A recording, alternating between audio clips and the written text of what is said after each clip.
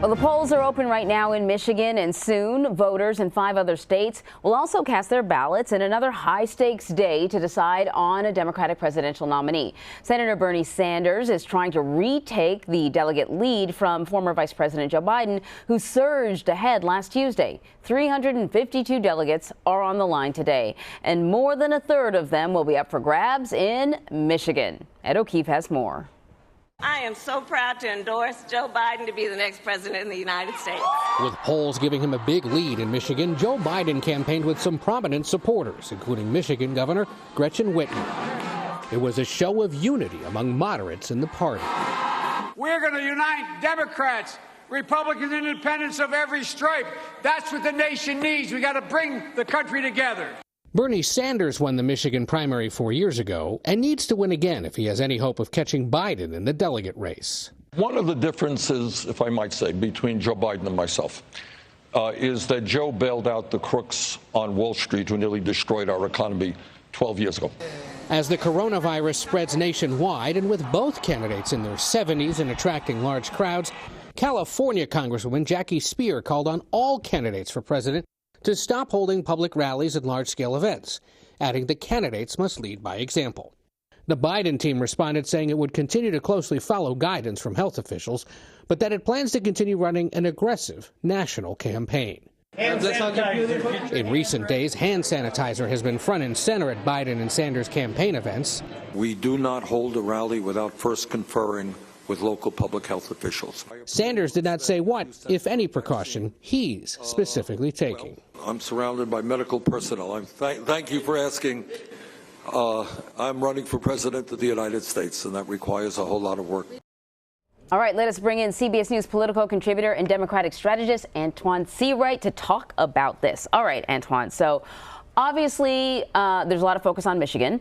Obviously, both of the sort of leading candidates want to get as many delegates as possible, but it's not just about the delegates. No. There's something more here, right? Bernie Sanders won Michigan the last time around. If he doesn't win, what's the message that comes out of that? Or for whoever ends up getting the most delegates moving forward, what's the message that they can take with them? Well, tonight is one of those nights where margin actually matters.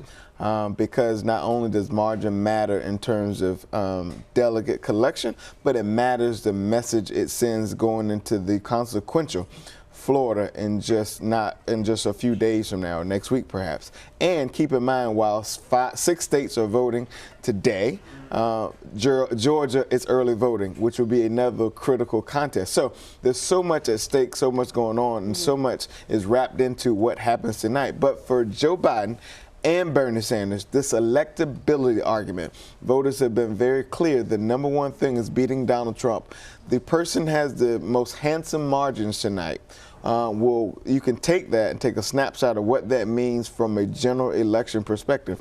Democrats need to be competitive in Michigan in order to have a chance of winning up and down the ballot next year. And so this is actually an alley-oop for possibly what could be in the general election. So we know a few days ago, Bernie Sanders was scheduled to go to Mississippi, canceled some events, decided to focus on Michigan instead. And it certainly, and in Ed's piece, you saw a little bit about that. It seems like he's sort of switched his messaging a little bit. He's definitely zeroing in on Joe Biden. Can you talk a little bit about how the two candidates have altered their message ahead of this today? Well, I think campaigns are all about adjustments. And if you look at where Bernie Sanders has had success, it's been with white working class voters. If you look at where he's not had success, it's been with the most critical constituency in a generation, African American voters. If you look at who's going to participate in the Mississippi primary process, likely that is going to be very reflective of South Carolina.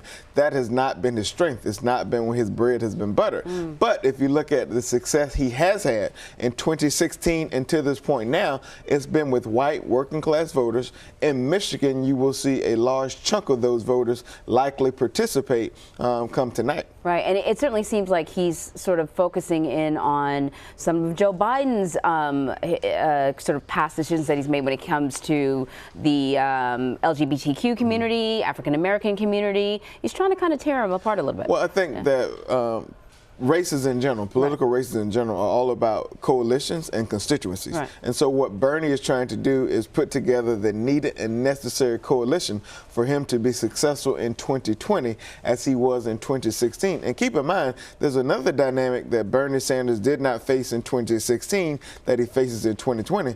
Joe Biden's strength traditionally has been with working class voters. That's why they call him Middle Class Joe, the middle class messenger in chief. So those voters in places like Michigan, Ohio, and Pennsylvania, they've always been a stronghold for Vice President Biden.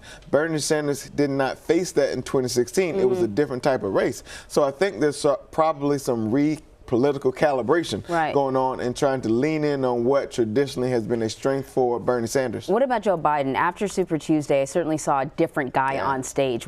How has his messaging been tweaked? Well, I think he's laser focused on getting back to the electability argument. If you remember, there were some adjustments made in his campaign and their approach. They were more going after candidates who were in front of them or close behind them. And now it's going back to making this general election argument. Talking about the failures of Donald Trump from a policy and a personality standpoint, bringing his party together. He's behaving more like the front runner now versus where he was a few weeks ago, where I think he was fighting for dear political life. And when he went to that political hospital known as South Carolina, I think he received the needed and necessary rehab. And now I think his battery is charged up.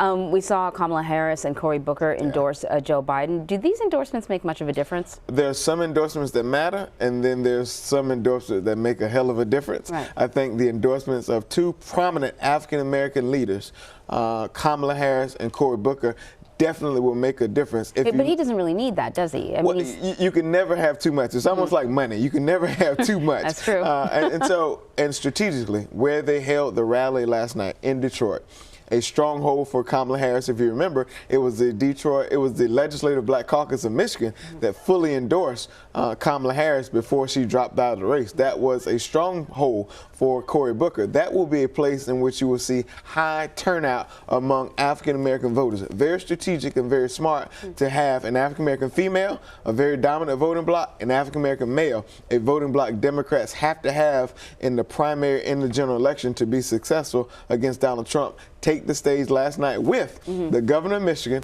a 2018 winner, in a place where Donald Trump won in 2016. It was the political mecca last night in Michigan for the Joe Biden camp. And so for Bernie Sanders, will this be the test as to whether or not he can broaden his coalition as he's been promising, particularly because Elizabeth Warren is out now? I think this could be a shakedown or a shake-up for Bernie Sanders. This could be a shakedown, meaning his campaign will start to shake his way down and getting this process to come to an end, or it could be a shake-up. If he does well tonight, it keeps him alive politically and gives him a chance to recharge his battery going into contests that will take place next week, which could be a strength for him considering the type of coalition he's put together to this point. That coalition will be tested tonight in ways it has not been before after South Carolina, so we'll just have to wait and see.